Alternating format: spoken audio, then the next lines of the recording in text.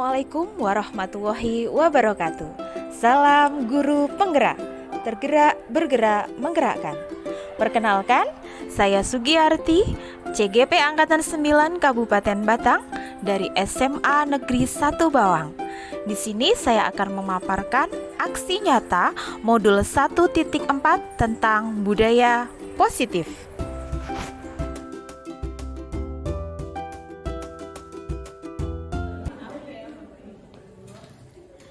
Assalamualaikum warahmatullahi wabarakatuh. Sebelumnya kami ucapkan terima kasih kepada Bapak dan Ibu yang sudah menyempatkan waktunya untuk hadir. Kepada yang terhormat Bapak Kepala Sekolah SMA Negeri 1 Bawang, Bapak Joko Marianto SPD MPD.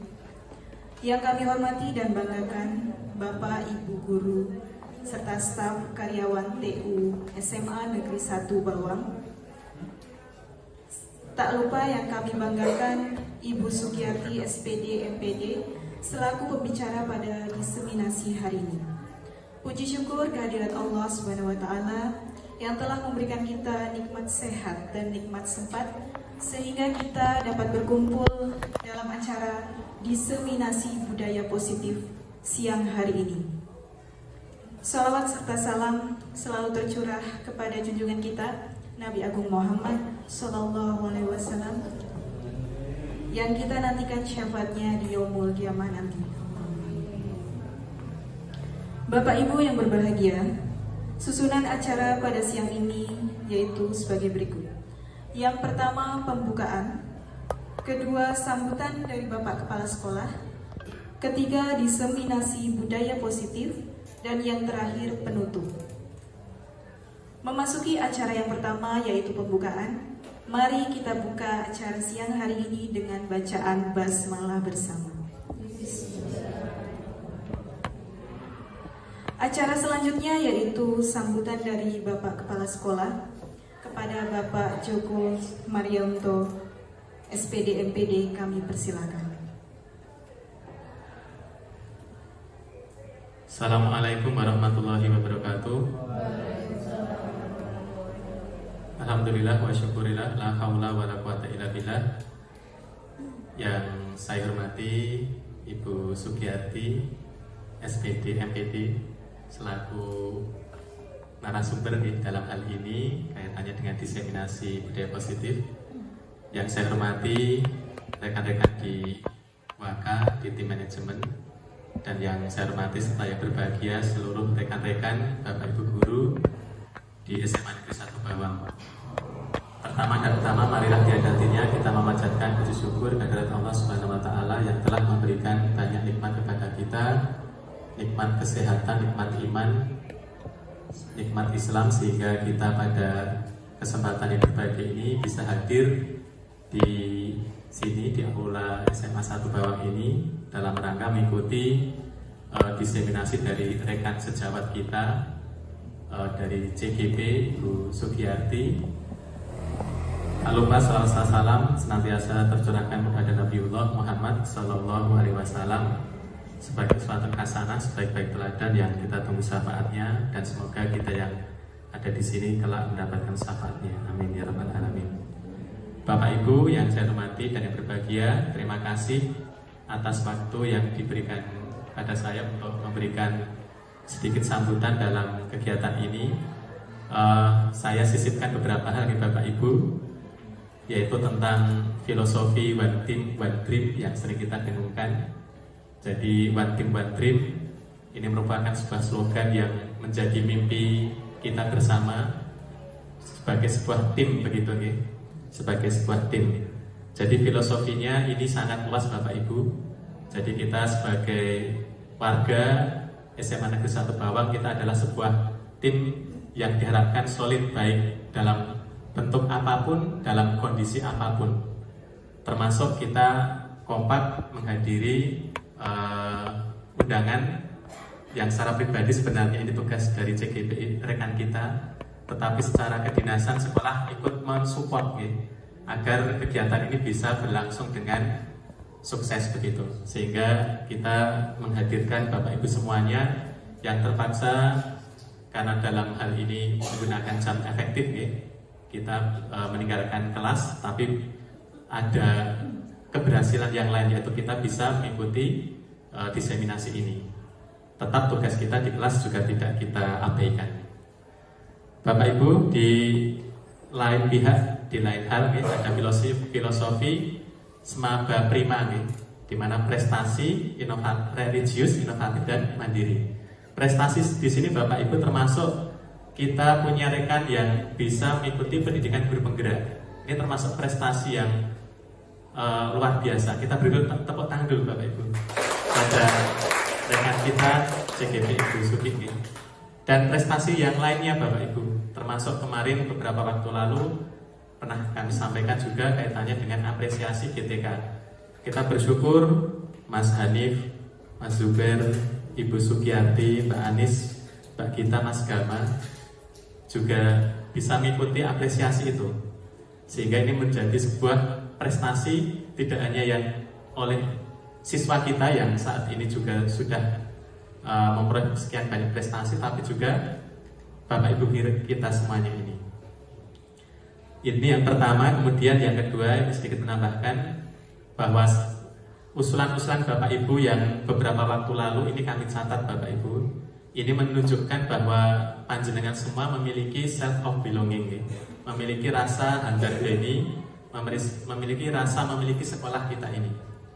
Kemarin Pak Arief menyampaikan usulan ini bagus Bapak Ibu, kami coba nanti kita musyawarah kita diskusikan di beberapa kesempatan mendatang, termasuk tadi pagi Bu Sulis, terima kasih kemarin Pak Arief, Bu Sulis, dan baik yang secara pribadi langsung ngendikan ke kami ataupun lewat apel kemarin ataupun lewat kegiatan yang lain, yang itu usulan ataupun masukan saya yakin ini muncul dari panjenengan itu karena merasa memiliki sekolah ini. Karena sekolah ini maju atau mundur ini tergantung kita semuanya nih Bapak Ibu nih. Jadi ini yang patut kita apresiasi, patut kita bangga bahwa sekolah ini kita dukung semuanya, baik Bapak Ibu maupun di tenaga kependidikan. Kemudian yang ketiga Bapak Ibu, ini kita perlu juga adaptasi terhadap perubahan-perubahan yang sedemikian cepat. Jadi WhatsApp group ini sesuatu yang istimewa Bapak Ibu. Dulu itu kita dapat info itu ya mungkin 3 hari sebelumnya baru setelahnya baru dapat info, Tapi sekarang itu setiap real time itu kadang info itu demikian cepat. Maka dibutuhkan juga adaptasi yang menyesuaikan dengan perubahan yang ada. Sebagai contoh, kemarin kita apresiasi Bapak Ibu, kita gerak cepat, kita itu diminta laporan tentang menyanyikan lagu Ayo Rukun. Ini masih pada tim kesiswaan, Mbak Agustin, Mbak Gita, yang kemarin Bute dan lain-lain yang kemarin sudah langsung gerak cepat, dan kita langsung bisa langsung melaporkan di waktu yang berdekatan dengan info itu. Jadi ya ini sesuatu yang patut kita banggakan. Kemudian ada juga ikrar netralitas PNS, ini memang diharapkan seminggu sekali, tapi paling tidak kita sudah pernah melakukan Bapak Ibu kemarin. Terus kita yang penting kita sudah melakukan itu, ikrar netralitas PNS. Kemudian PPKS, saya sudah nggak salah nyebut karena saya catat. Kalau kemarin itu PKKS, banyak sekali akronim, banyak sekali singkatan PKKS. Sekarang ada PPKS. PPKS itu pencegahan dan penanganan kekerasan. Itu langsung kita bergerak cepat untuk membuat timnya dan sudah kita laporkan.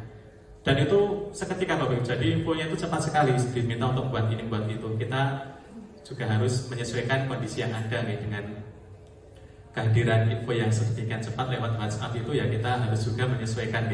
Dan saya pribadi Bapak Ibu mohon maaf dengan hal tersebut, kadang cukup mengganggu kegiatan rutin panjenengan layanan di kelas, sehingga kadang ini berdampak terhadap layanan kita di sekolah, terhadap kelas kita.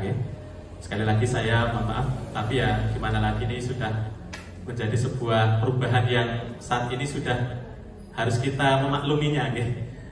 Malam-malam kadang ada info ya kita memaklumi nggih. Ada lagu Ayo Rukun, Ikrar Netralitas PNS, PPKS nggih. Kemudian banyak hal nggih karena akromnya banyak.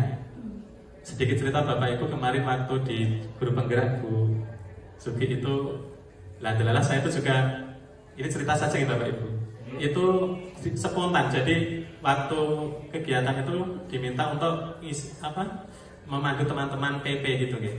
Jadi monggo Pak Joko, saya juga nggak persiapan belas gitu. Saya langsung maju gitu pun. Saya diminta untuk mereview keyakinan kelas dan restitusi. Nah itu saya beberapa kali menyebutkan kan segitiga restitusi. Nah waktu selesai teman itu Pak tadi Pak salah nyebut, saya juga berpikir mungkin guyonan gitu ya, segitiga diplesetkan gitu ya. Karena restitusi itu kan bahasa baru gitu Pak Ibu, kita banyak sekali serapan. Nah itu diplesetkan segitiga prostitusi gitu. Gegar gitu ya. Terus dulu saya masih ingat waktu awal-awal pandemi itu kan ada protokol gitu Bapak Ibu. Kan bahasa protokol itu jarang disebutkan. Nah kebetulan itu tidak disengaja Bapak Kepala Sekolah waktu itu menyebutkan kita harus mengikuti prosedur dan protokol kesehatan. Dan itu tidak disengaja, benar-benar tidak disengaja. Sampai mungkin 2-3 kali kami yang mendengarkan ya senyum-senyum. Pak tadi kok protokol? Oh yang itu tadi memang saya salahkan gitu. Padahal itu karena bahasanya agak susah gitu ya. Sama seperti Bu Mumun ini, Bu Maimunus. Saya kok lidahnya sampai sekarang belum bisa Maimunutus ya. Ya, Bu Mumun guys. Baik Bapak Ibu, ini sedikit intermezzo mawon guys. Dan di sambutan ini yang terakhir, hari ini kita belajar bersama Bapak Ibu dengan rekan kita JGP Ibu Sugiyarti. Saya izin untuk menyebutkan gelarnya SPD MPD karena sebenarnya beliau karena sudah lulus, sudah wisuda, sudah menerima ijazah itu sebenarnya dari pihak kampus pun sudah memperbolehkan penggunaan menyematkan gelar itu nggih. Monggo niki kita sudah banyak, ini menjadi kebanggaan kita. Teman-teman sudah banyak yang lulus, tinggal nanti sambil proses Bu Sugi panjenengan untuk ujian penggunaan gelar seperti Bagus dan Bung kemarin. Semoga nantinya lancar perkataan. Bapak Ibu mungkin sedikit sambutan dari saya. Marilah kita ikuti kegiatan ini dengan sebaik-baiknya. Semoga bermanfaat untuk diri sendiri dan nanti untuk sekolah kita.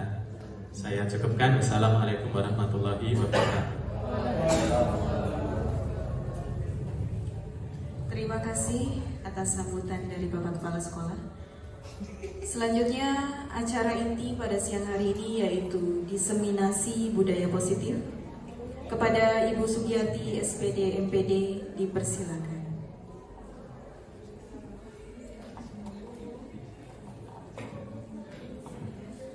Terima kasih. Assalamualaikum warahmatullahi wabarakatuh.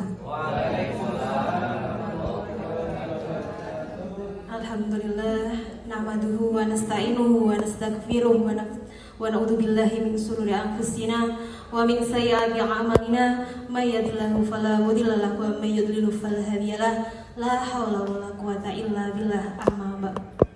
Yang kami hormati Bapak Kepala SMA Negeri 1 Bawang, Bapak Joko Marianto SPD MPD. Yang kami hormati Ibu Waka Kurikulum, Ibu Waka Kesiswaan, Bapak Waka Humas dan Bapak Waka Sarana dan Prasarana, juga Bapak dan Ibu Guru SMA Negeri 1 Bawang. Pertama dan utama, marilah mengucapkan rasa puji syukur kehadirat Allah Subhanahu wa Ta'ala, sehingga pada siang hari ini kita dapat berjumpa dalam keadaan yang sehat dengan nikmat iman, nikmat Islam, tiada kurang suatu apapun. Sholawat serta salam semoga selalu tercurah limpahkan kepada junjungan Nabi Agung Muhammad Sallallahu Alaihi Wasallam yang senantiasa kita nantikan syafaatnya fid dunya wal akhirah. Amin, Allahumma amin. Di sini izinkan saya untuk mengajak Bapak Ibu belajar bersama. Bukan saya ingin di depan ini ingin menggurui atau menyampaikan informasi, tetapi kita belajar bersama tentang budaya positif demi kemajuan SMA Negeri 1 Bawang tercinta. Harapannya SMA Negeri 1 Bawang menjadi sekolah idola bagi seluruh warga di sekitar Kecamatan Bawang dan di luar Kecamatan Bawang tentunya. Untuk agenda diseminasi ada beberapa materi yang nanti akan saya sampaikan. Pertama ada paradigma belajar, kemudian disiplin positif, yang ketiga motivasi perilaku manusia, yang keempat ada kebutuhan dasar manusia, yang kelima posisi kontrol restitusi, dan yang keenam ada keyakinan kelas, dan terakhir adalah segitiga restitusi. Sudah siap nggih Bapak Ibu untuk belajar bersama nggih? Ya. Oke, mohon izin untuk berdiri saja. Kok kayaknya saya capek kalau duduk terus. Oke. Nah, di sini ada kata-kata semangat. Saya ingin mengajak Bapak Ibu untuk menyemangati diri sendiri. Caranya seperti ini. Kalau saya mengatakan mana semangatmu, terus Bapak Ibu menjawab ini semangatku. 1, 2, 3, 4, tapi sambil gerak tangan ya. Jadi nanti mohon untuk berdiri. Oke, misalnya seperti ini. Mana semangatmu? Tua gamat, tua gamat, tua gamat, tua gamat, tua ga, tua ga, tua ga, tua ga, tua, tua, tua, tua, go, go, go, go, gitu. 4, 3, 2, 1. Pas 1 nggak tuh, betul ya, tapi ganti go, go, go, go, gitu ya. Monggo jumeneng.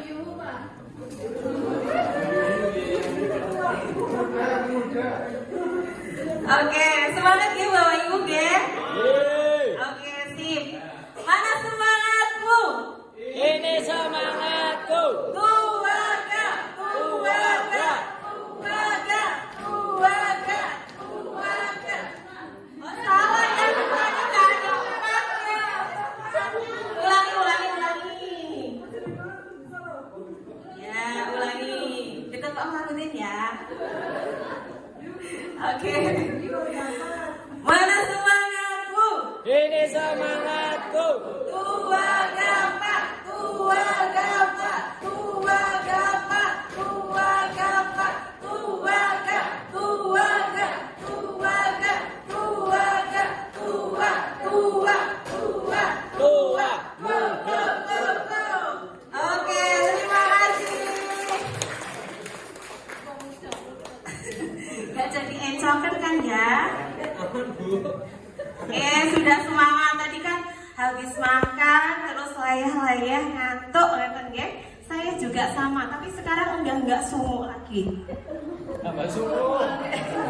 Oke, yang pertama kita akan belajar yang namanya paradigma belajar. Apa itu paradigma belajar? Nah, di sini kita coba bermain peran. Nah, namanya cobalah buka. Bapak Ibu silahkan kepalkan salah satu tangan Bapak Ibu. Satu nggih, dan bayangkan bahwa Anda Bapak Ibu menyimpan sesuatu yang sangat berharga di dalam kepala tangan Bapak Ibu. Bapak Ibu perlu menjaga benda tersebut sekuat tenaga karena begitu pentingnya dalam kehidupan Bapak Ibu. Sampun sudah dibayarkan? Sampun. Oke. Nah, terus seandainya ada rekan Bapak Ibu yang mencoba dengan segala cara, baik itu membujuk, menghardik, mengintimidasi, memarahi, menggoda, mengkritik, bahkan menawari Bapak Ibu uang agar Bapak Ibu membuka kepala tangan. Apa yang akan Bapak Ibu lakukan? Pak Fardin. Karena di kepala tangan saya itu ada uang 10.000 rupiah, maka kalau ada yang meminta membujuk, saya kasihkan saja. Tepuk tangan buat Pak Fardin. Kalau menurut Bu Windy, sesuatu di kepala tangan itu sesuatu yang sangat berharga. Nek seandainya kok Bu Alim di belakangnya ngidik-ngidik, Bu kok dibuka asal mboten Bu? Ya baik, kalau saya sendiri masih tetap bertahan untuk menjaga apa yang ada di tangan saya. Wih.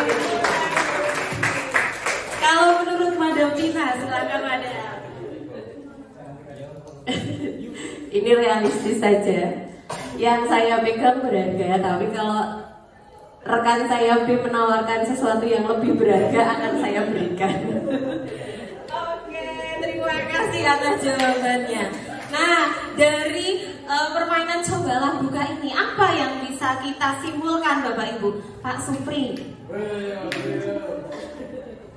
Ya, kalau kita simpulkan ya berarti kita harus menjaga yang kita punya. Tapi kalau bisa berbagi juga boleh. Oke, kalau menurut Pak Arif yang nggak main HP,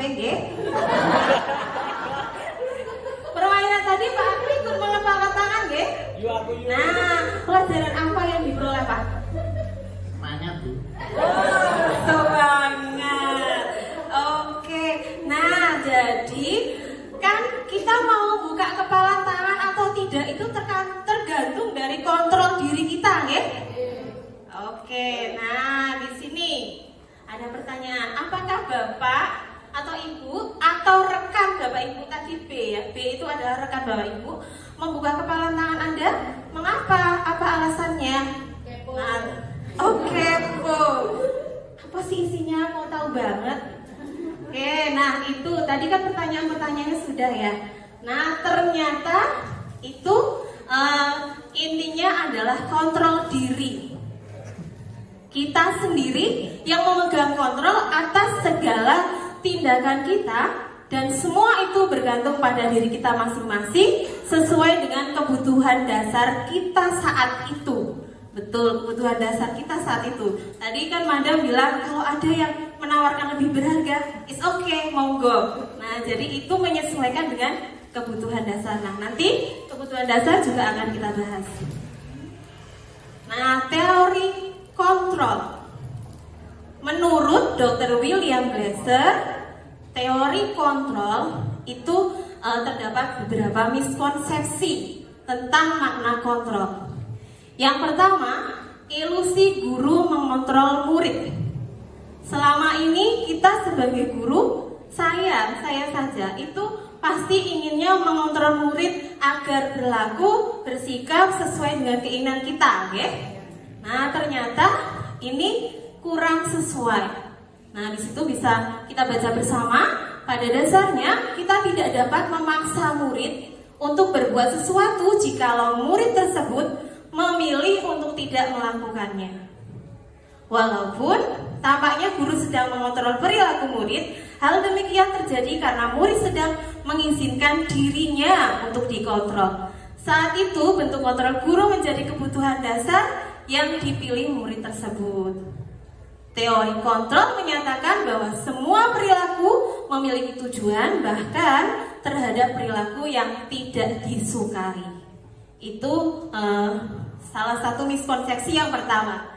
Miskonsepsi yang kedua, ilusi bahwa semua penguatan positif, efektif, dan bermanfaat.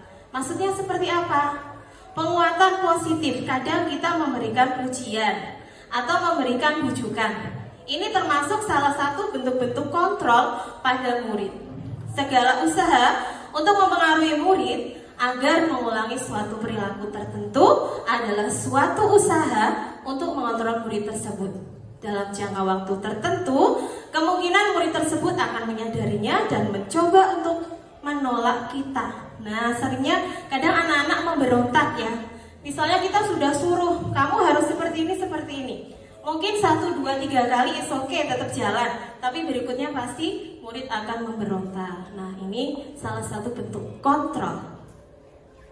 Berikutnya, ilusi bahwa kritik dan membuat orang merasa bersalah dapat menguatkan karakter. Mengkritik dan membuat siswa merasa bersalah, ini juga salah satu bentuk kontrol terhadap murid menuju identitas gagal. Mereka belajar untuk merasa buruk tentang diri mereka. Mereka mengembangkan dialog diri yang negatif. Kadangkala sulit bagi guru untuk mengidentifikasi bahwa mereka sedang melakukan perilaku ini karena seringkali guru cukup menggunakan suara halus untuk menyampaikan pesan negatif. Bisa dimengerti nggih Bapak Ibu nggih? Selanjutnya, ilusi bahwa orang dewasa memiliki hak memaksa. Ini terkadang kakak kepada adiknya itu sering memaksa, bahkan itu terjadi pada diri saya sendiri.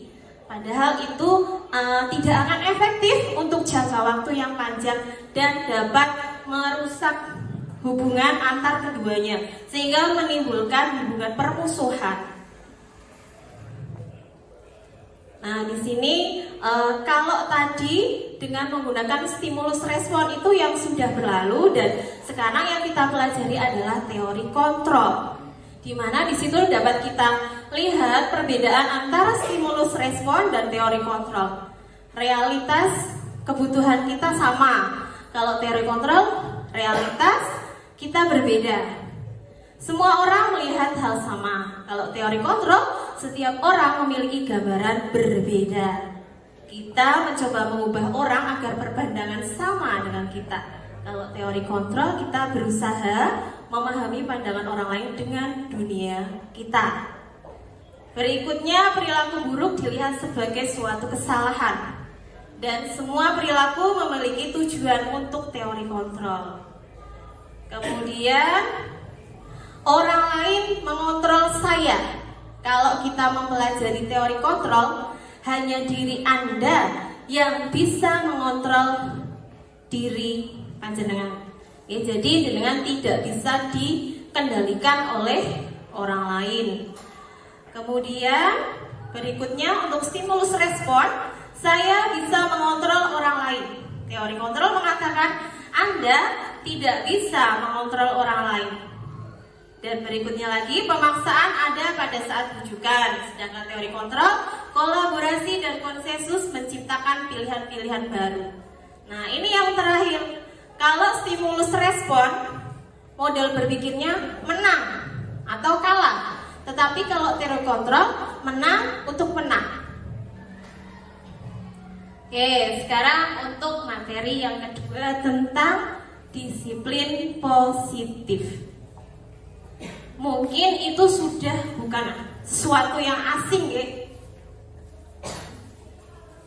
Bapak Ibu, di PMM itu juga ada nggih budaya positif, disiplin positif. Mungkin ada yang sudah pernah membaca.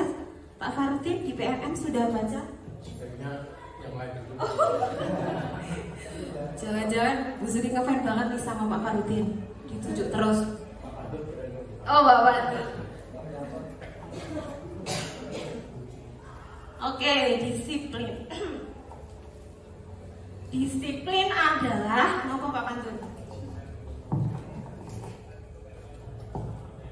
Disiplin adalah melakukan sesuatu sesuai prosedur dan ketepatan waktunya sesuai. Oke. Terima kasih. Kalau menurut Pak Budi, pokoknya nanti siap-siap ketunjuk semua ya. Disiplin adalah nopo? Disiplin itu menurut saya itu berperilaku sesuai dengan norma-norma yang berlaku.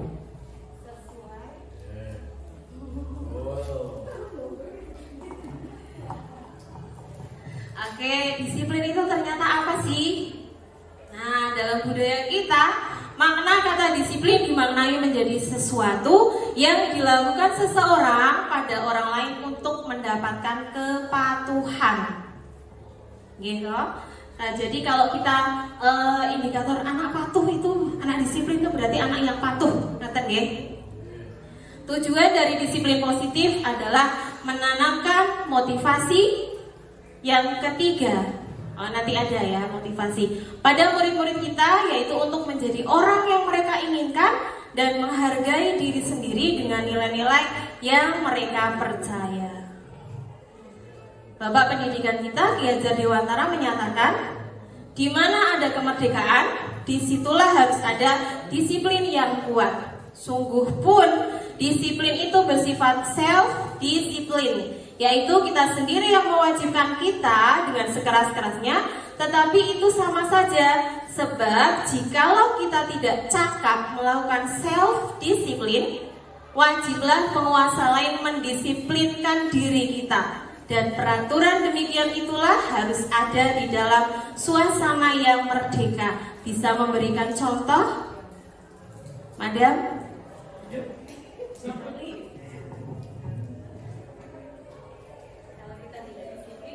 Ya, betul. Kalau contohnya ke siswa ya, ini agak-agak lupa ini. Siswa kalau disiplin itu dia dianggap manusia yang merdeka, dalam artian dia berperilaku tidak apa ya istilahnya, cemas dengan oh saya melanggar peraturan seperti itu. Nah, kalau anak tidak disiplin, yang dimaksud dengan penguasa lain di sini itu kita sebagai guru, berarti kita bertugas untuk mendisiplinkan anak tersebut seperti itu, kurang lebih. Ya, betul sekali. Aplaus buat Madam Tina. Terima kasih Madam. Jadi di sini lebih konkret tentang disiplin. Kalau tidak disiplin, ada penguasa yang mendisiplinkan kita. Nah, di sini sedangkan definisi kata merdeka menurut Ki Hajar adalah Ki Hajar Dewantara ya. Mardika iku jarwanya nora mung lepasing pamrih ning uga kuat kuwasa amandiri priyangga.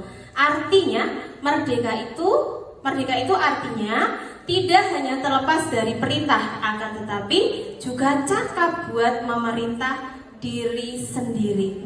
Mohon maaf kalau tadi membacanya salah nggih Pak Heru nggih.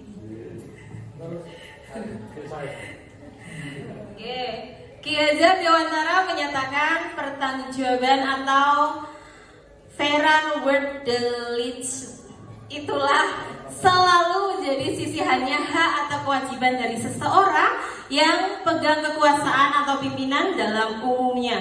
Adapun artinya tidak lain ialah orang tadi harus mempertanggungjawabkan dirinya serta tata tertib laku diri dari segala hak dan kewajibannya. Maksudnya di sini kita sebagai pendidik memiliki tujuan menciptakan anak-anak yang memiliki disiplin diri sehingga mereka bisa berperilaku dengan mengacu pada nilai-nilai kebajikan universal. Nilai-nilai kebajikan universal di sini adalah profil pelajar Pancasila. Ada yang tahu dimensi profil pelajar Pancasila itu apa aja ya? Bu Ami.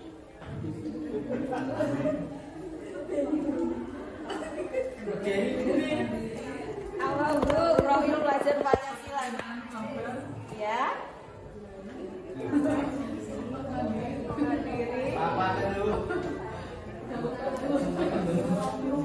Profil pelajar Pancasila adalah yang pertama adalah beriman kepada Tuhan Yang Maha Esa, berkebinekaan global, mandiri, kreatif, bernalar kritis dan gotong royong. Jadi ada 6. Nanti bisa kita lihat. Nah, ini dia. Beriman pertama kepada Tuhan Yang Maha Esa dan berakhlak mulia, berkebinekaan global, bergotong royong, kreatif, bernalar kritis dan mandiri. Oke, untuk kita sudah dua materi.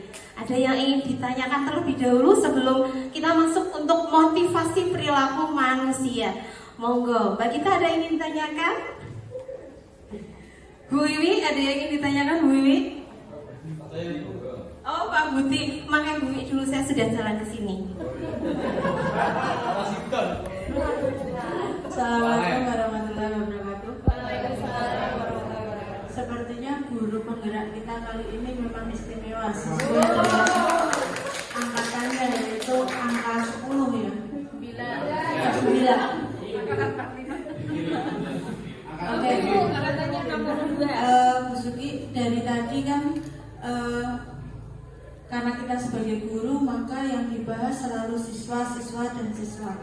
Padahal tujuan adanya guru penggerak itu diantaranya menggerakkan rekan gurunya. Jadi yang pernah saya tahu bahwa guru penggerak itu kalau di sekolah berarti satu guru penggerak bisa memotivasi 8 orang. Kalau di tempat kita sudah ada 4, berarti paling tidak harusnya sekolah kita menjadi baik. Nah kemudian ada nggak contoh paling sederhana Bu, disiplin positif yang harus guru lakukan sehingga berdampak positif juga untuk siswa? Terima kasih. Assalamualaikum warahmatullahi wabarakatuh. Waalaikumsalam warahmatullahi wabarakatuh. Terima kasih Bu, pertanyaannya luar biasa dan sangat menggelitik. Betul. Disiplin positif yang paling sederhana, saya sendiri aja contohnya. Kadang saya merasa malu ya setelah belajar tentang budaya disiplin positif, budaya positif. Kadang saya masih suka terlambat masuk kelas, padahal itu sudah enggak banget ya. Jadi disiplin positif paling nyata, kita harus on time, kita harus masuk kelas tepat waktu, keluar juga tepat waktu. Jadi ini juga sebagai ajang introspeksi saya sendiri. Mungkin Bapak Ibu bisa sama, bisa tidak ya. Jadi kita sebagai guru memberikan pelayanan yang prima karena itu hak murid. Jadi usahakan insya Allah kita menjadi bersama-sama menjadi guru hebat dengan disiplin waktu, disiplin tenaga, disiplin semuanya. Nggih, insya Allah nggih Bapak Ibu nggih. Karena kita hidup itu adalah belajar dan belajar. Kita harus bisa introspeksi diri, aku itu kurangnya apa ya? Kok saya sering datang terlambat, itu kenapa? Itu juga merupakan salah satu bentuk penilaian diri. Itu Bu Wi, mungkin contoh mudahnya seperti itu. Gimana Pak Budi tadi ingin tanya ya? Monggo Pak Budi. Terima kasih Bu Suki. Ada sesuatu yang ingin saya sampaikan. Yang pertama mengenai kontrol tadi. Kontrol itu tadi yang disampaikan, kalau tidak salah ada sesuatu yang ingin kita laksanakan dan kita harus bisa mengontrol diri kita atau diri seseorang itu dalam melakukan sesuatu itu harus bisa menilai baik buruknya dan orang lain tidak bisa mempengaruhi seperti itu ya. Yang jadi pertanyaan karena kita semua di sini guru, tentunya anak-anak kita itu kan dalam berperilaku itu kan sudah dipertimbangkan baik dan buruknya. Sementara menurut kita apa yang dilakukan siswa itu buruk menurut kita. Nah, kita bisa menekan, bisa menekan agar itu tidak dilaksanakan atau tidak. Kemudian yang kedua terkait dengan budaya disiplin itu, ya tadi yang disampaikan oleh Bu Sugi, tidak tahu ini sudah budaya di Indonesia atau mestinya di tempat lain tidak. Seperti tidak tepat waktu. Kita sendiri kalau mau masuk kelas ya tidak tepat waktu, keluar tidak tepat waktu, dan dimanapun kegiatan saya belum pernah sekalipun menemukan kegiatan yang tepat waktu di Indonesia. Nah ini apa sudah merupakan budaya atau bagaimana, dan menurut saya itu untuk memulai kegiatan budaya tepat waktu itu untuk di Indonesia, menurut saya ini merupakan hal yang mustahil. Terima kasih. Assalamualaikum warahmatullahi wabarakatuh. Waalaikumsalam warahmatullahi wabarakatuh. Ya, terima kasih Pak Gaji Buti. Tadi pertanyaannya kan ada dua ya. Nah, yang pertama itu bisa kita selesaikan nanti dengan yang namanya segitiga restitusi. Tadi seperti yang disampaikan oleh Bapak Kepala Sekolah. Tapi tidak semua permasalahan siswa itu bisa kita selesaikan dengan segitiga restitusi. Melihat dari tingkat kesulitan permasalahan tersebut. Kalau budaya online itu sesuatu yang mustahil, itu memang mungkin sesuatu yang sangat berat sekali untuk dilaksanakan, ya Pak. Nah, jadi mari kita bersama-sama mulai dari diri kita sendiri. Nah, di sini saya ingin menyampaikan kenapa kok kurikulum disebut kurikulum merdeka. Nah, merdeka itu apa Pak Supri kalau di dunia universitas? Merdeka ya. Kalau di kampus itu kan merdeka ya. Merdeka waktu daftarnya aja udah merdeka. Jurusan apapun dia mau diambil, tesnya sama aja. Ya, paling tesnya ya kalau nggak logika gitu sebagainya materi yang ada di LKM itu hampir sama lah gitu ya. Itu juga cukup merdeka. Jadi sekarang udah nggak ada jurusan IPA, IPS dan sebagainya. Itu terlihat sekali bahwa ada kebebasan di sana gitu ya. Intinya merdeka itu adanya kebebasan ya untuk mengelola apakah kebebasan itu mengelola di sekolah yang mengelola sekolahnya gitu kan. Dengan mungkin dengan kurikulumnya yang dikembangkan sendiri gitu ya. Ya, itu buat saya. Oke. Aplaus buat Pak Supriyanto. Nah, di sini yang namanya kurikulum merdeka. Merdeka itu sebenarnya singkatan Bapak Ibu. Bukan merdeka kita bebas mau seenaknya sendiri, mau masuk terlambat atau tidak masuk atau bahkan keluar. Nah, merdeka itu singkatan M. Yang pertama adalah mulai dari diri. Nah, makanya yuk mari kita mulai dari diri untuk membenahi semua kesalahan kita introspeksi diri. Merdeka. E-nya adalah elaborasi.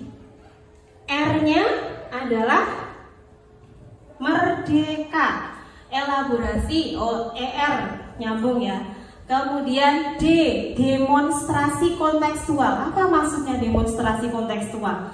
Kita mendemonstrasikan, memberikan teladan bagi murid. Bahkan mungkin jika kita sudah mulai dari diri sendiri, kita datang ke kelas tepat waktu, itu kita bisa memberikan positive vibe untuk teman-teman guru yang lain. Saya kok risih ya, misalnya saya duduk kan jajaran sama Bu Indah. Bu Indah selalu kontak, kok saya asik tengok-tengok, saya malu. Kalau saya kok pada saat jam ngajar, saya masih tengok-tengok di dalam ruang guru. Nah, itu mulai dari diri. Tadi D, demonstrasi kontekstual. Terus ada E, eksplorasi. Kita harus bisa mengeksplorasi kemampuan kita sehingga kita bisa menjadi pendidik yang kompeten, yang profesional. Tentunya itu bisa kita lakukan dengan berbagai macam cara. Bisa mengembangkan diri melalui PMM atau pelatihan atau workshop atau bintek yang lain. Itu sekarang sudah banyak sekali. Dan saya yakin Bapak Ibu guru hebat itu bisa untuk mengikuti salah satunya. Tadi sampai apa ya? Eksplorasi ya. K itu kolaborasi. Jadi kita nggak bisa jalan sendiri karena kita berada dalam komunitas. Jadi kita ayo bareng-bareng mengajar secara kolaborasi, kita saling bekerja sama untuk menyatukan visi sekolah ini apa sih? Yuk bareng-bareng kita mewujudkan visi sekolah sehingga tercipta apa yang dicita-citakan dari sekolah ini. K, terus A ya. A adalah aksi nyata. Aksi nyata ya kita lakukan apa yang sudah kita programkan, apa yang sudah kita rencanakan. Jadi merdeka itu bukan kita sak penake dhewe. Tidak, kita diberikan kebebasan, tapi merdeka itu singkatan. Mulai dari diri sampai dengan adanya kolaborasi sampai aksi nyata. Gitu, nggih Bapak Ibu ya. Motivasi. Nah, di sini motivasi. Itu akan banyak pertanyaan yang muncul dari sebuah motivasi. Bagaimana kita berperilaku? Mengapa kita melakukan segala sesuatu itu? Apakah kita melakukan sesuatu karena adanya dorongan dari lingkungan atau ada dorongan yang lain? Terkadang kita melakukan sesuatu karena kita menghindari rasa sakit atau ketidaknyamanan. Terkadang kita juga melakukan sesuatu untuk mendapatkan apa yang kita mau. Nah, itu jadi muncul banyak pertanyaan sebenarnya dalam benak kita. Nah, terus bagaimana menurut Anda? Pernahkah Anda melakukan sesuatu untuk mendapatkan senyuman dari orang lain? Kadang kan kita juga pernah berpikiran seperti itu ya. Kita kadang ingin TP-TP, tebar pesona, ingin mendapatkan senyuman. Misalnya, itu ada Pak pengawas, saya ingin tampil sempurna di depan Pak pengawas. Nah, di sini ada Pak pengawas ya, Pak Supri. Untuk mendapatkan hadiah atau untuk mendapatkan uang, apalagi kira-kira alasan orang yang untuk melakukan sesuatu. Jadi banyak motivasi untuk kita jika dalam berperilaku. Oke, nah di sini motivasi perilaku manusia menurut Diana Gosen. Yang pertama, untuk menghindari ketidaknyamanan atau hukuman. Yang kedua, untuk mendapatkan imbalan atau penghargaan dari orang lain. Dan yang ketiga, untuk menjadi orang yang mereka inginkan dan menghargai diri sendiri dengan nilai-nilai yang mereka percaya. Tadi, ini masih ada kaitannya dengan yang tadi, disiplin positif untuk menjadi orang yang mereka inginkan. Jadi ada kepatuhan di situ. Nah, sekarang kita harus bisa membedakan antara hukuman, konsekuensi, dan restitusi. Ini hampir-hampir maknanya hampir-hampir mirip, tetapi sebenarnya itu sesuatu yang sangat berbeda. Hukuman itu bersifat satu arah. Kalau misalnya kita memberikan hukuman kan hanya berlaku untuk siswa aja. Atau kalau kita bersifat satu arah, kita diberikan hukuman dari petinggi kita, dinas pendidikan misalnya. Kemudian hukuman bersifat tidak terencana atau tiba-tiba. Dan hukuman yang diberikan bisa berupa fisik maupun psikis. Itu kalau hukuman. Kalau yang kedua konsekuensi. Konsekuensi itu sudah terencana atau sudah disepakati. Berarti konsekuensi itu bisa dijabarkan dalam peraturan-peraturan. Misalnya kalau kita di sini berarti peraturan sekolah. Umumnya bentuk-bentuk konsekuensi dibuat oleh pihak guru atau sekolah. Murid tetap dibuat tidak nyaman untuk jangka waktu pendek dan sikap guru di sini senantiasa memonitor murid. Dan yang terakhir, restitusi. Restitusi merupakan proses menciptakan kondisi bagi murid untuk memperbaiki kesalahan mereka sehingga mereka bisa kembali pada kelompok mereka dengan karakter yang lebih kuat. Contohnya seperti ini. Misalnya ada salah satu kelompok, katakanlah di 10-2 itu ada 4 serangkai. Deta, Firly, Yoga, dan Huda. Nah, itu merupakan 4 serangkai yang selalu ingin mencari perhatian dari Bapak Ibu Guru saat pembelajaran. Nah, misalnya kita ambil Deta, kamu kok ngobrol sendiri? Kamu ke depan dulu. Nah, itu kalau kita memberikan hukuman, mereka kan akan meninggalkan kelompoknya ya. Sementara kita tidak ingin biar mereka dalam komunitas mereka, tetapi juga perilakunya bisa berubah sesuai dengan peraturan-peraturan yang berlaku di sekolah ini. Itu contoh dari yang restitusi yang pertama.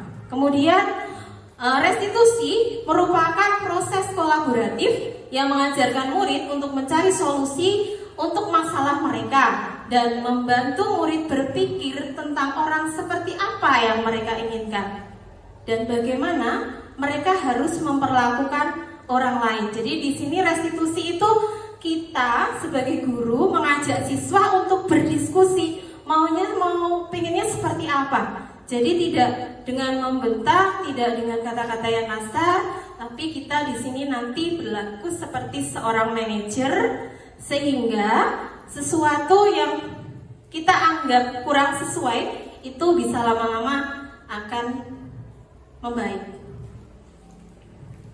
Nah, di sini mari kita runtuhkan. Jadi sebenarnya ada beberapa kasus, saya hanya mengambil beberapa aja, dan ini pure ya dari pendidikan. Nah, jadi kalau seandainya kok ada yang sesuai dengan yang terjadi di sekolah kita, mungkin bisa kita renungkan bersama. Nah, nanti Bapak Ibu coba untuk mengidentifikasi tindakan guru tersebut merupakan hukuman atau konsekuensi. Tadi kalau hukuman bersifat satu arah, konsekuensi itu sudah dibuat peraturan sebelumnya. Yang pertama, mencatat 100 kali di dalam buku kalimat, saya tidak akan terlambat lagi karena terlambat ke sekolah. Nopo Pak Budi? Hukuman semuanya. Hukuman. Semuanya hukuman. Pak Arif, gimana yang pertama? Setuju hukuman? Ya, setuju. Pak Udri? Hukuman dan sanksi. Hukuman dan sanksi. Pilihannya hukuman. Oke, hukuman ya yang pertama ya. Nah, hukuman itu kira-kira nanti itu bersifat mendidik atau gimana, nanti kita bisa belajar bareng-bareng ya. Kemudian yang kedua, murid diminta bertelanjang kaki sepanjang hari karena tidak menggunakan sepatu warna hitam sesuai peraturan sekolah. Konsekuensi, betul sekali, karena itu sudah tertuang ya di dalam peraturan sekolah. Jadi kalau konsekuensi itu antara murid dan guru juga harus mengetahuinya apabila melanggar itu akan terjadi seperti apa. Kecuali hari Kamis, jelas Pak. Yang ketiga, lari mengelilingi lapangan basket 2 kali karena terlambat hadir di sekolah. Nama Bute? Bute semangat dong. Gantung ya Bute. Yang keempat, membersihkan WC sekolah karena mematahkan pensil kawannya. Nama Bumun? Konsekuensi. Oke, menurut Bumun konsekuensi membersihkan WC sekolah karena mematahkan pensil kawannya. Kalau menurut Madam? Hukuman. Hukuman ya. Kalau konsekuensi itu berarti harus tertuang dalam peraturan. Nah, kalau misalnya mematahkan pensil kawannya di peraturan enten boten. Nah, tidak ada. Nah, itu Bumun, bedanya seperti itu hukuman dan konsekuensi. Kalau hukuman itu tiba-tiba, insidental saat itu, tapi kalau konsekuensi sudah tertulis dalam peraturan sebelumnya. Oke, terima kasih Bun. Aplaus buat Bun.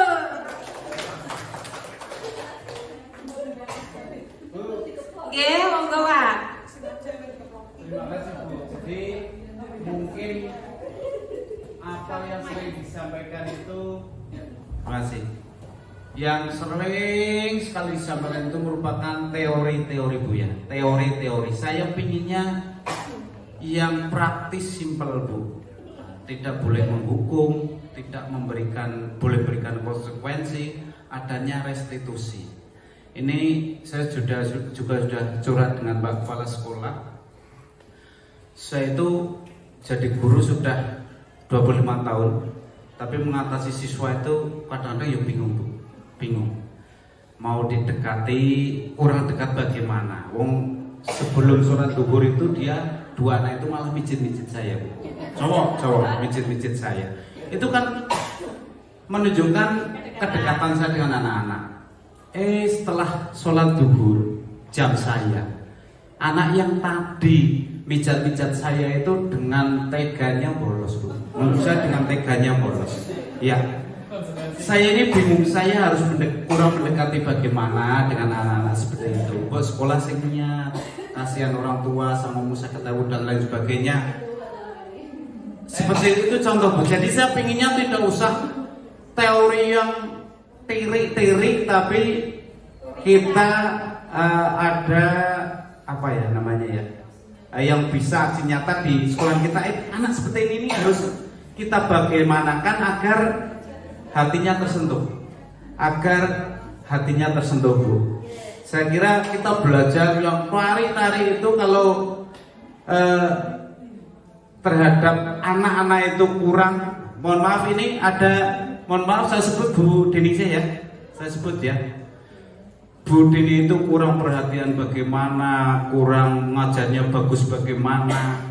Ketika diulang Bu Dini itu ada 2 anak yang tidur di belakang. Saya juga, jadi Bu Dini ini kurang apa sih? Ngajarnya yang menurut saya sudah bagus sekali, menarik sekali. Saya kira anak yang tidur di belakang itu bukan anak yang kurang tidur. Jadi tidak tahu itu, tidak tahu.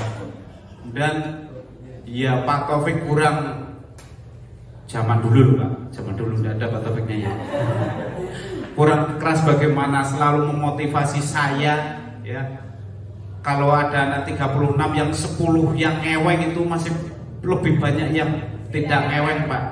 Tapi di kelas 12 IPS 2 Pak Taufik itu sudah diparapi guru yang galak karena pernah ngedang pintu 2 kali Pak.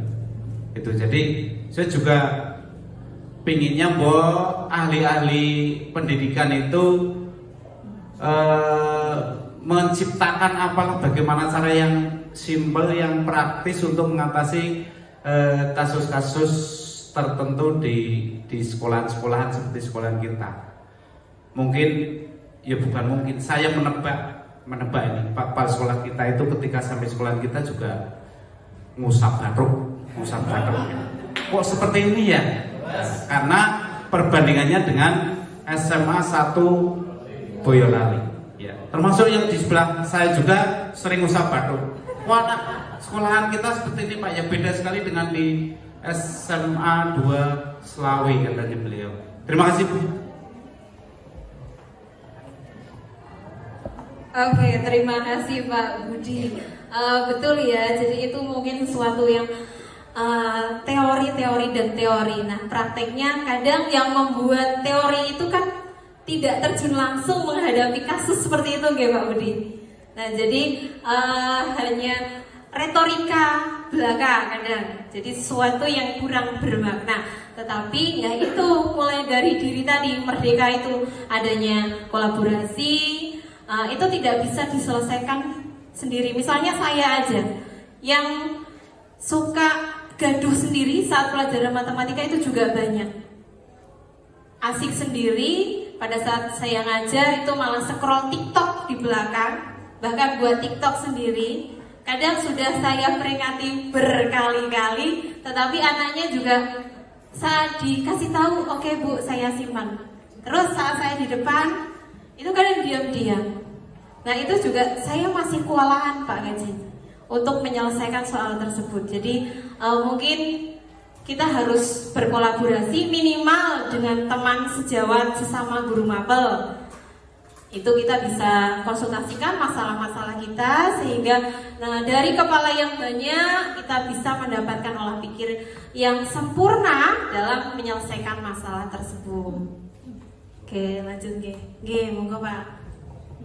Jadi apa yang menjadi keluh kesah dari Pak Haji Budi itu, saya kira semua guru di sini merasakan itu. Saya punya usulan karena Bu Sugiyarti SPD MPD itu terdepan dalam hal materi ini. Jenengan sudah berhak untuk menyusun teori sendiri. Betul, ya kan? Jadi kita tidak bergantung kepada orang-orang hebat yang kita ketahui bersama. Jenengan itu sudah hebat, masih ada waktu untuk membuat teori sendiri dari kita untuk kita. Oke? Nggak apa-apa. Kita Pak lagi. Jadi beliau ini kan smart woman. Kalau jenengan punya smart center. Maka silahkan Bu Sugi, saya akan mendorong jenengan itu punya ambisi untuk membuat teori sendiri.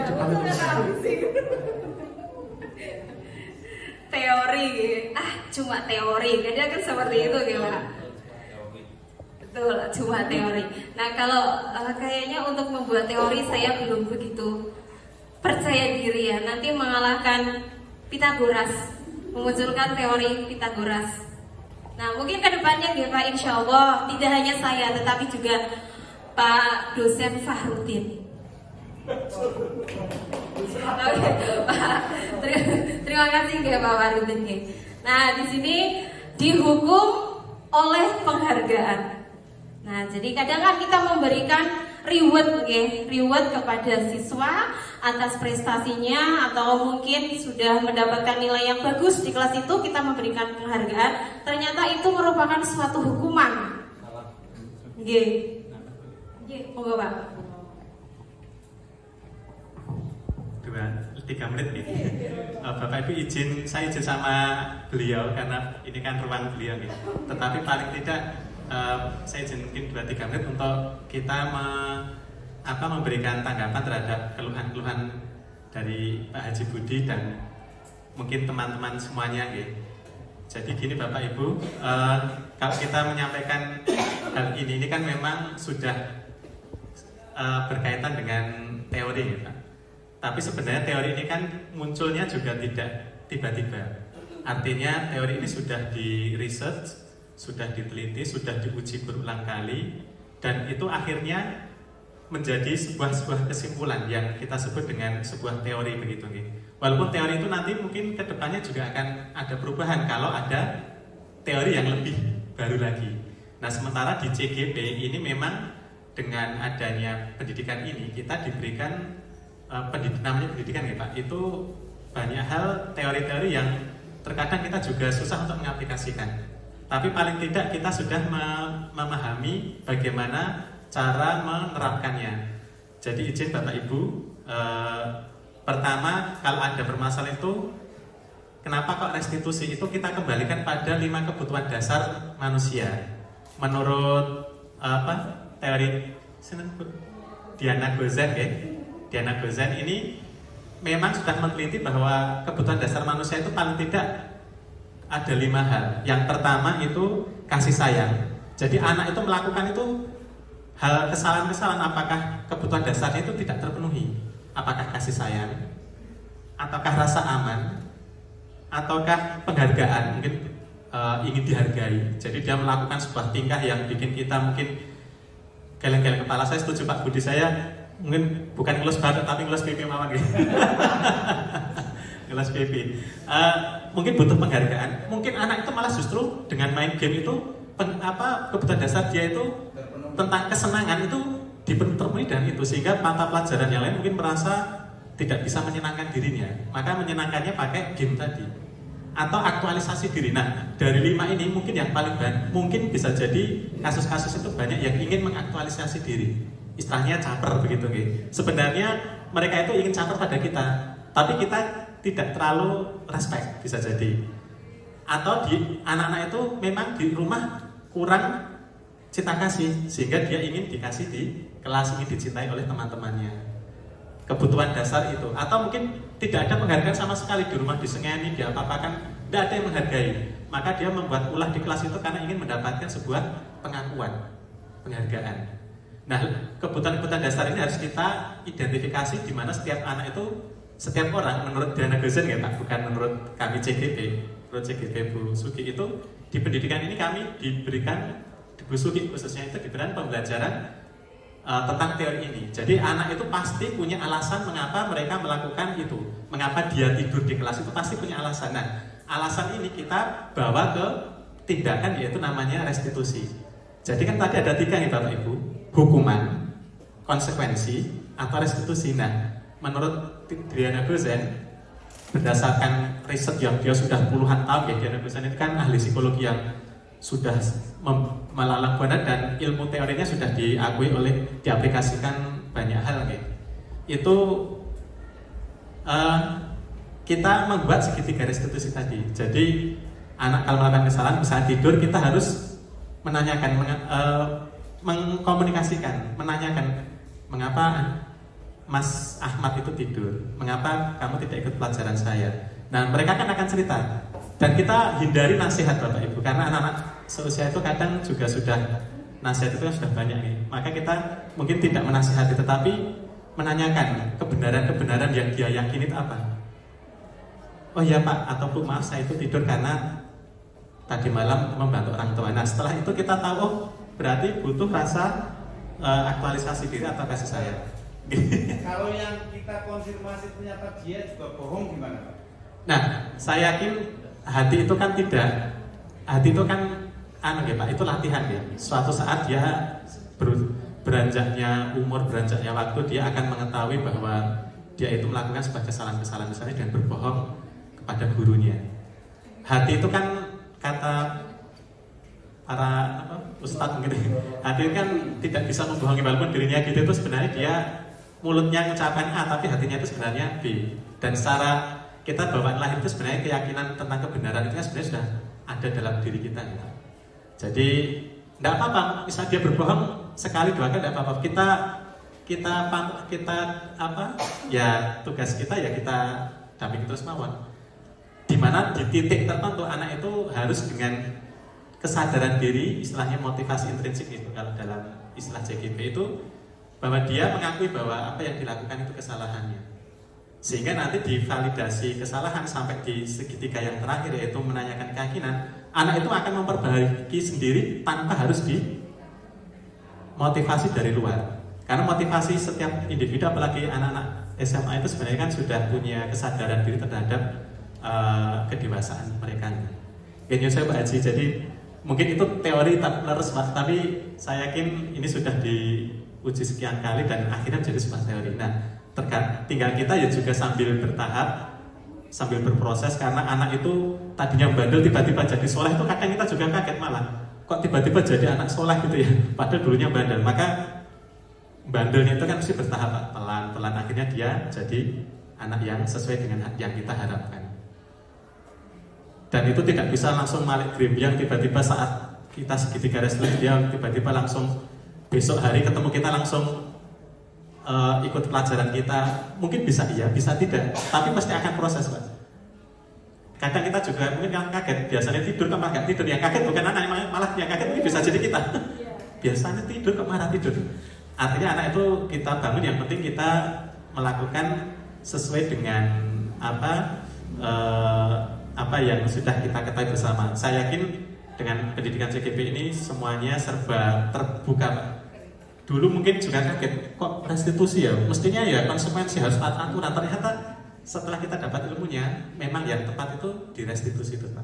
Dan kita menghindari hukuman, apalagi hukuman yang tidak berhubungan dengan kasus tersebut. Misalnya tadi matahkan pensil, kok hukumannya bersihkan WC, itu kan tidak ada hubungannya Pak. Bapak Ibu, maksud saya nih, anak terlambat lari mengelilingi lapangan itu kan tidak langsung berhubungan dengan keterlambatan. Walaupun kadang kita kaget, ya kudune tetap Mas Tander, setuju. Iya, tetap lari. Kalau pas di pelajaran olahraga sifat, tapi kalau pas pelajaran biologi kok lari di lapangan mungkin ya ini, tapi ini bukan ranah kita untuk ini ya, nanti sambil berjalan Pak. Kita pun juga bertahap Pak, kita tidak bisa tiba-tiba berubah, ya pelan-pelan. Dan insya Allah anak itu saat diajak komunikasi, jadi kita jangan langsung melabeli ya, labeling namanya, labeling atau memberikan asumsi bahwa anak ini begini begitu. Tapi kita tahu bahwa anak itu juga proses belajar. Saya kelingan ketika Pak Haji Budi. Jadi anak-anak sing kadang berengkele ini adalah gak gede kok ya malah sing ingat sama gurunya gitu. Tapi anak-anak sing biar api-api ternyata setelah dewasa jadi yang saya mau jadi orang hebat, sama gurunya lewat dalan itu orang bocah saya berengkele malah cium tangan, Pak dulu saya itu ingat dulu saya lompat pagar bolos pelajaran Pak Haji Budi misalnya gitu. Nah ini kita nggak tahu masa depan Bapak Ibu, kadang ya anak tapi juga kita nggak boleh terus anak saya berengkele pasti besok dan gede jadi gitu. Itu kan hanya kasuistis gitu. Karena anak yang bagus-bagus setelah dewasa juga santun ya, saya kira jauh lebih banyak Pak daripada yang berengkele tadi. Oke, yang saya sementara itu tambahan saya. Terima kasih Bapak. Oke, monggo Pak Yanto. Masuk Pak.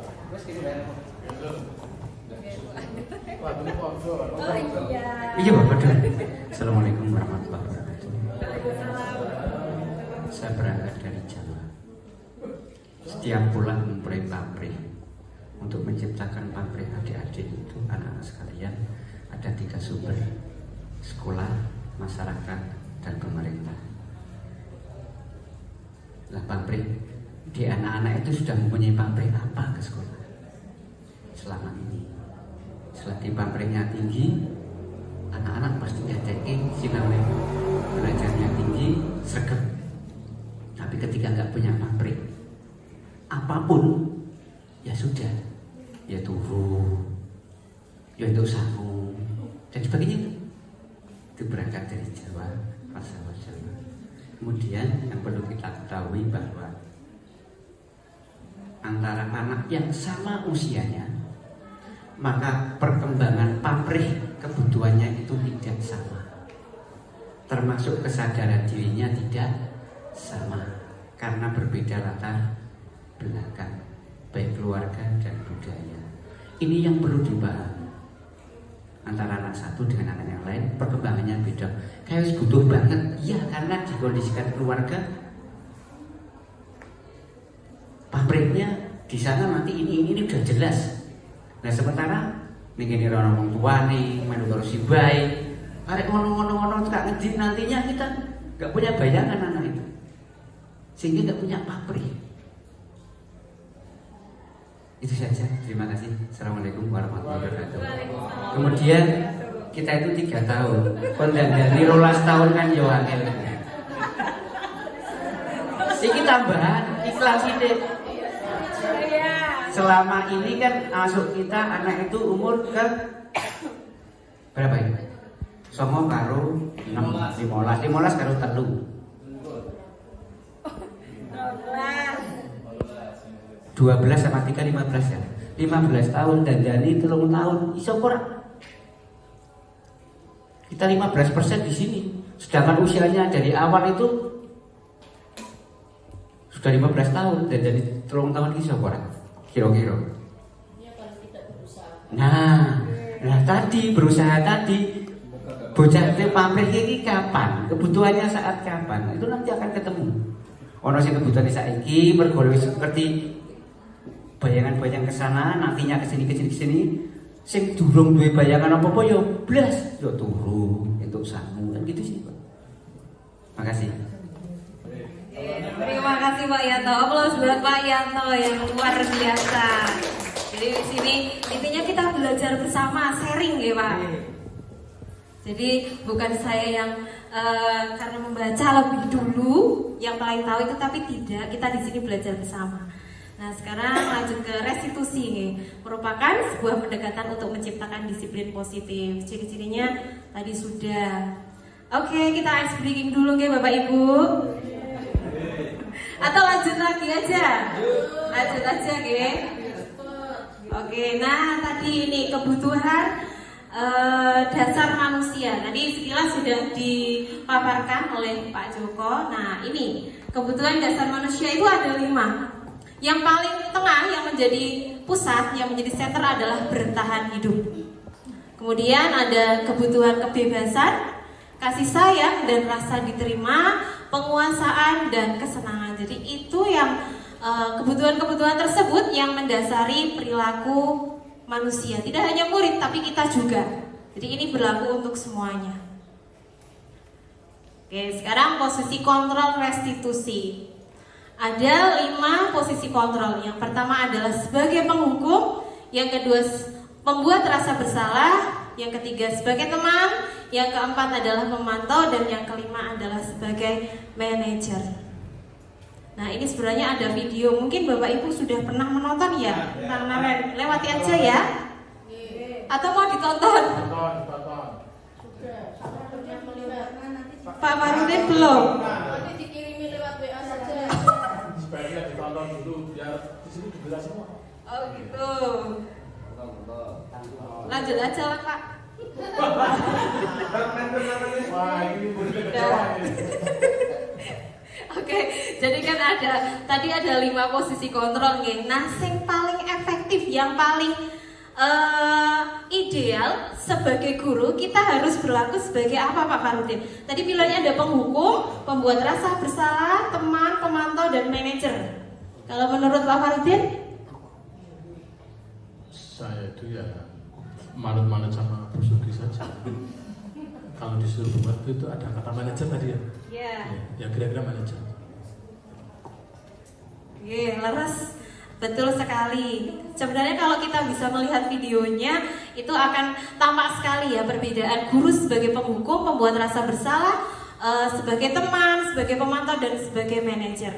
Tapi karena durasi waktu sudah cukup sore ya. Nah betul, jadi sebagai guru kita harus berperan sebagai manajer. Keyakinan kelas. Kalau saya melihat di kelas 10 itu sebagian besar itu sudah mempunyai keyakinan kelas yang diyakini dan disepakati bersama dalam kelas tersebut nggih. Kalau kelas 11 bagaimana Pak Panjur? Ada keyakinan kelasnya? Ada. Kelas 5 itu keyakinannya sangat tinggi. Oke, luar biasa. Allah 11 5.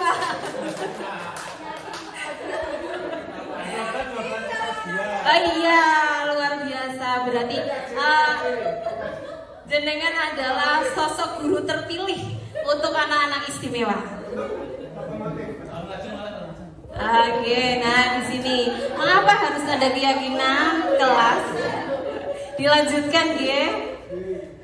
Nah, mengapa keyakinan kelas kok bukan peraturan kelas, dan mengapa ada keyakinan kelas penting untuk terbentuknya sebuah budaya positif, dan bagaimana mewujudkan sebuah keyakinan kelas yang efektif. Nah, di sini ini gimana ya? Kira-kira kok kayak familiar gitu. Mengapa keyakinan kelas? Mengapa tidak peraturan kelas saja? Nah, ini muncul pertanyaan. Siapa Pak Farudin?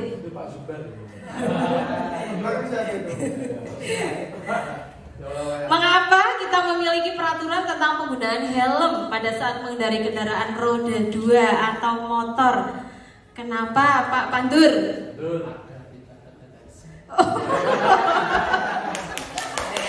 Betul, luar biasa, agar tidak terdeteksi.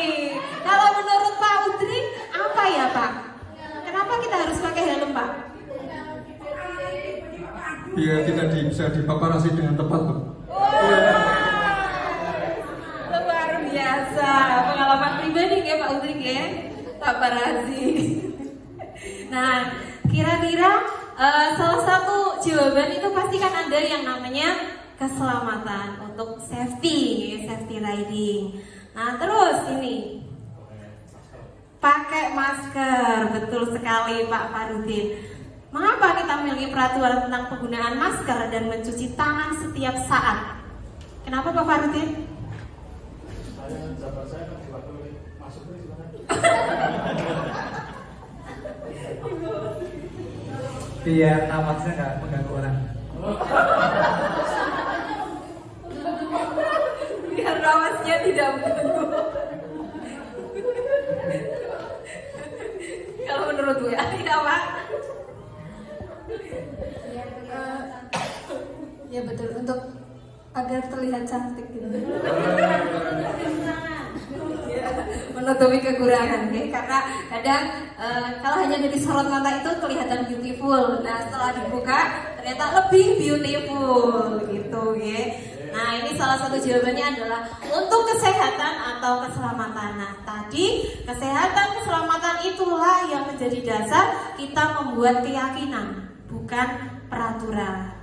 Nah di sini pembentukan keyakinan sekolah atau kelas, saya yakin Bapak Ibu sudah bisa menerapkannya. Jadi keyakinan kelas itu harus dari murid sendiri. Nah baru nanti kita sepakati bersama akan seperti apa keyakinan kelas kita itu. Dan yang terakhir adalah segitiga restitusi. Tadi juga sudah sekilas dibahas oleh Pak Joko. Yang pertama adalah menstabilkan identitas. Tujuannya mengubah identitas anak yang bersalah dari orang gagal menjadi orang sukses. Yang kedua adalah memvalidasi tindakan yang salah. Kita gali alasannya apa sih kok bisa melakukan seperti itu. Dan yang terakhir adalah menayangkan keyakinan. Maunya seperti apa? Ingin jadi seperti apa? Nah ini jadi ada keyakinan, kita diskusi bareng-bareng. Jadi siswa sendiri, murid sendiri yang membuat keyakinan tersebut. Jadi ada motivasi intrinsik dari diri murid. Ini contoh segitiga restitusi. Pernah Sumerep, Pak Farudin. Nggih, nek niki mboten dangu, Pak. Nek mau dangu, tak setel mawon nggih. Sedap.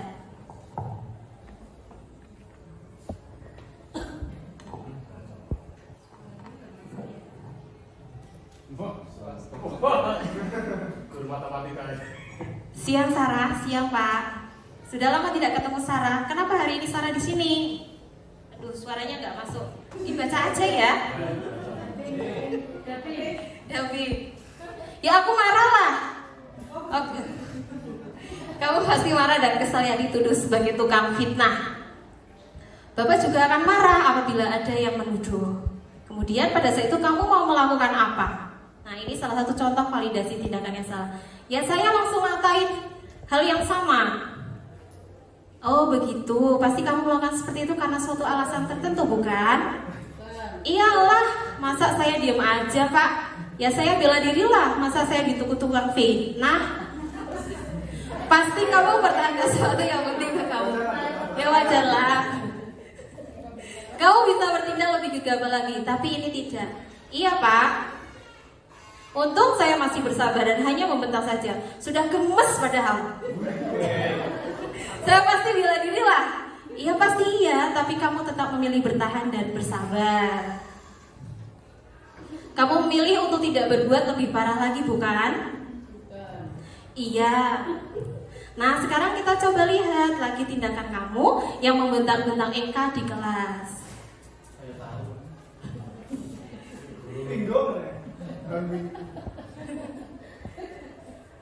Enggak lah Pak, capek Pak jadi pemarah. Jadi kira-kira keyakinan atau prinsip mana yang kurang sesuai dengan keinginan kamu? Nah ini adalah salah satu bentuk menanyakan keyakinan. Ya saya sebenarnya tidak ingin seperti itu. Pada saat itu saya hanya emosi, jadi tidak menunjukkan sikap itu.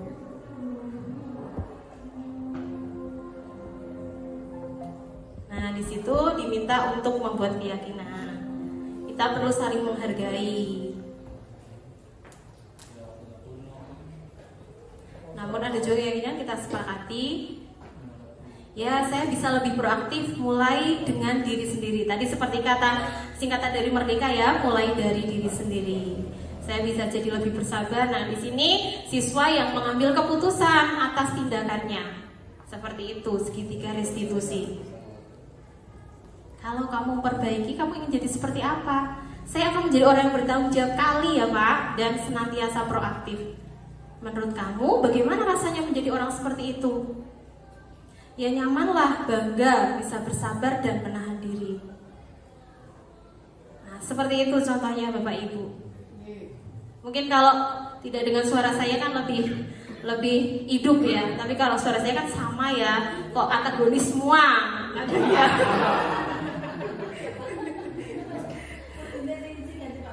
Iya, gimana nanti Pak kita bermain peran, oke sip ya Pak.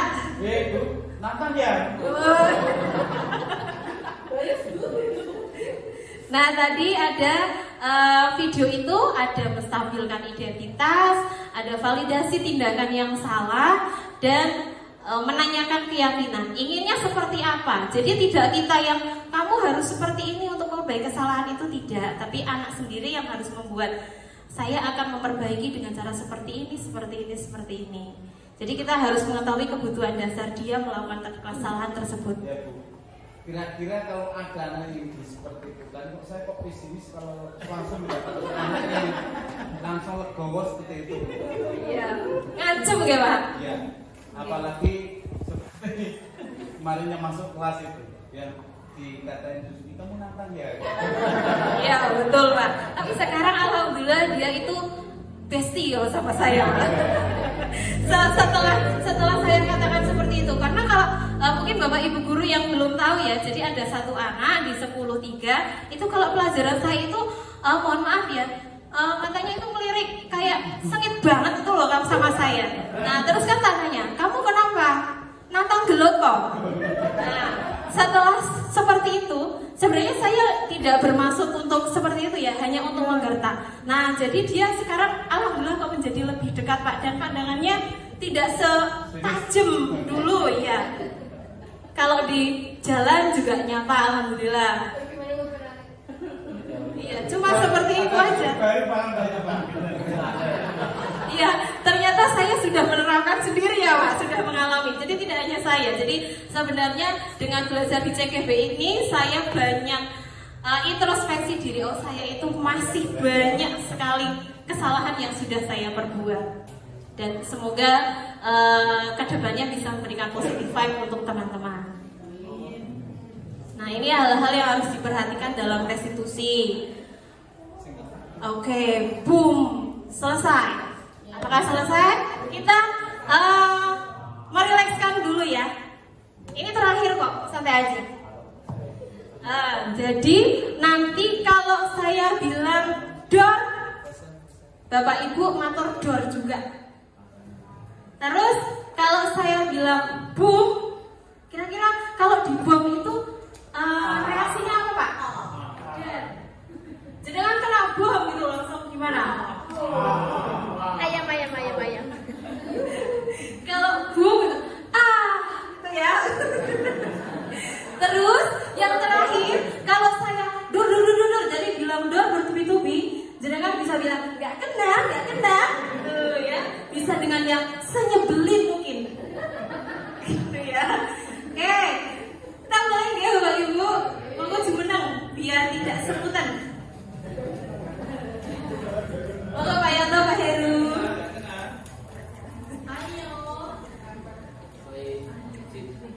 Oke.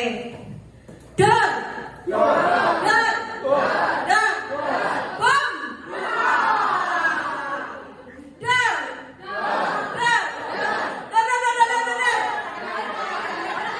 Oke, tepuk tangan buat kita semua. Alhamdulillah sudah selesai. Terima kasih Bapak Ibu. Momen belajar bersama ini sungguh luar biasa. Merupakan suatu momen yang sangat berharga buat saya.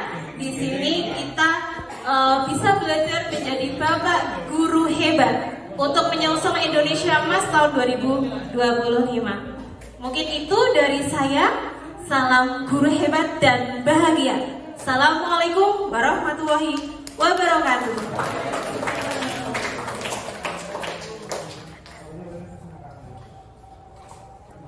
Ya, itu tadi diseminasi budaya positif dari Bu Sugiyarti yang sungguh sangat luar biasa ya Bapak Ibu. Kita sampai ke acara yang terakhir yaitu penutup. Mari kita tutup acara hari ini dengan hamdalah bersama.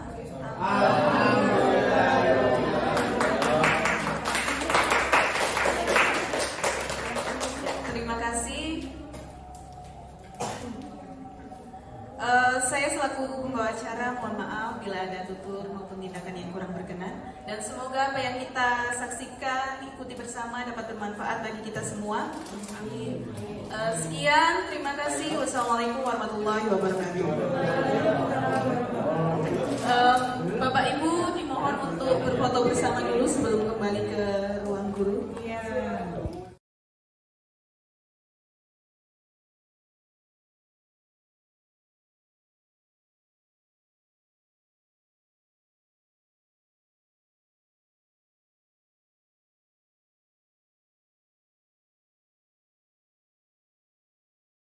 Assalamualaikum warahmatullahi wabarakatuh. Nah, untuk hari ini kita akan membuat keyakinan kelas, dan ini harus kita sepakati bersama dan otomatis nanti saling mengingatkan apabila salah satu siswa kok tidak melaksanakan itu nanti seperti apa. Nah, jadi Ibu harap kalian nanti menuliskan keyakinan kelas seperti apa yang ingin kalian buat biar kelas ini solid, kompak, dan tidak selalu membuat masalah. Oke? Satu post-it, untuk berdua silakan didiskusikan dan nanti tuliskan ke depan. Silakan, kita kasih waktu 5 menit. Contohnya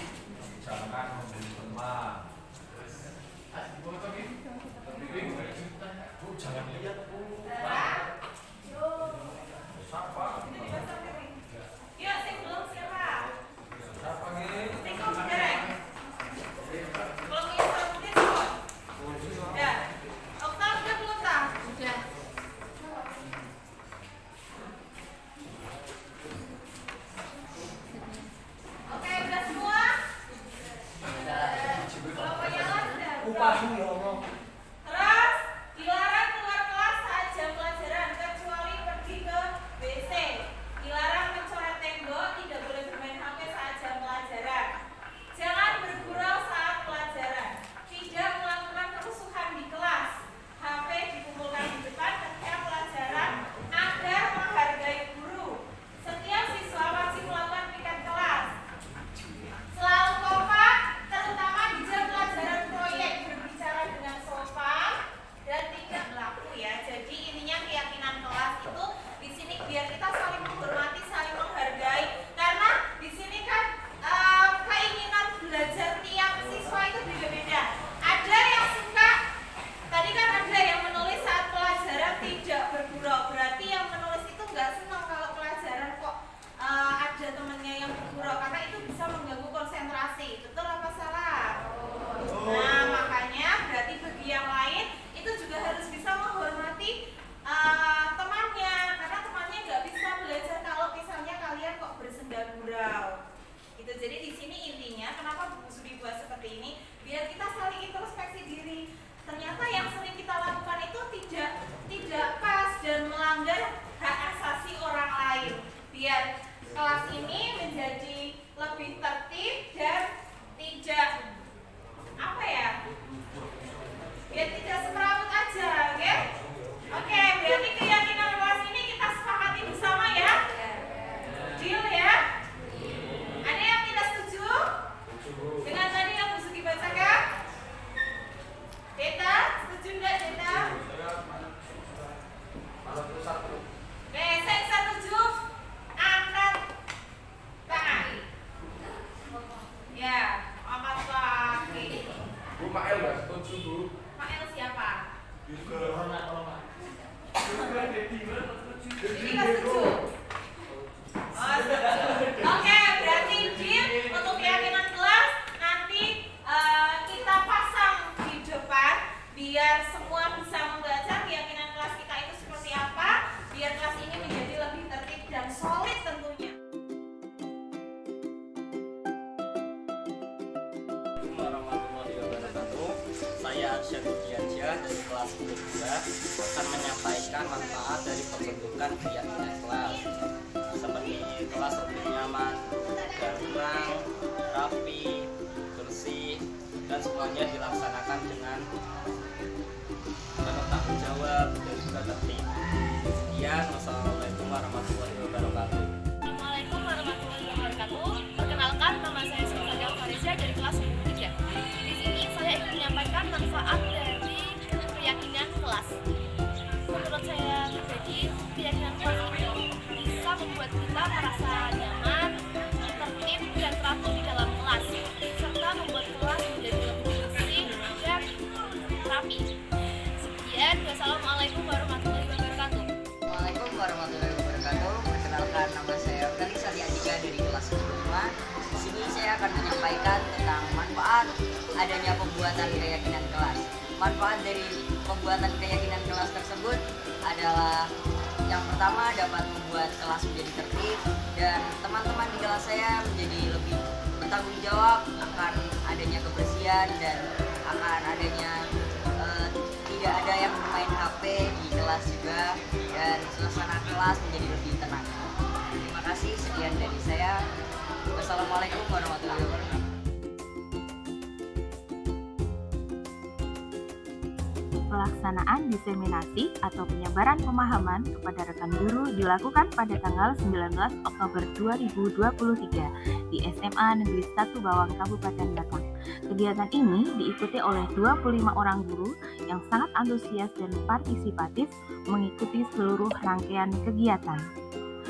Pembuatan keyakinan kelas bersama dengan murid kelas 10-2 dilakukan pada tanggal 23 Oktober 2023. Murid-murid sangat antusias dalam membuat keyakinan kelas. mereka merasa apa yang menjadi kegundahan mereka selama ini dalam mengikuti pembelajaran di kelas dapat terselesaikan. Perasaan saya setelah melakukan aksi nyata ini, saya menjadi sangat bersemangat dalam melakukan perubahan ke arah yang lebih baik, terutama dalam menerapkan konsep-konsep inti dari budaya positif di SMA Negeri 1 Bawah. Rencana perbaikan yang ingin saya lakukan untuk tahap berikutnya adalah selalu melakukan evaluasi secara berkala, terus meningkatkan koordinasi di lingkungan sekolah, terus meminimalisir kekurangan-kekurangan yang ada, terus meningkatkan ilmu pengetahuan yang berkaitan dengan budaya positif, dan terus menganalisis kebermanfaatan hasil diseminasi tersebut terhadap murid dan lingkungan belajar. Terima kasih telah menyaksikan aksi nyata dari modul 1.4. Salam guru penggerak, tergerak, bergerak, menggerakkan.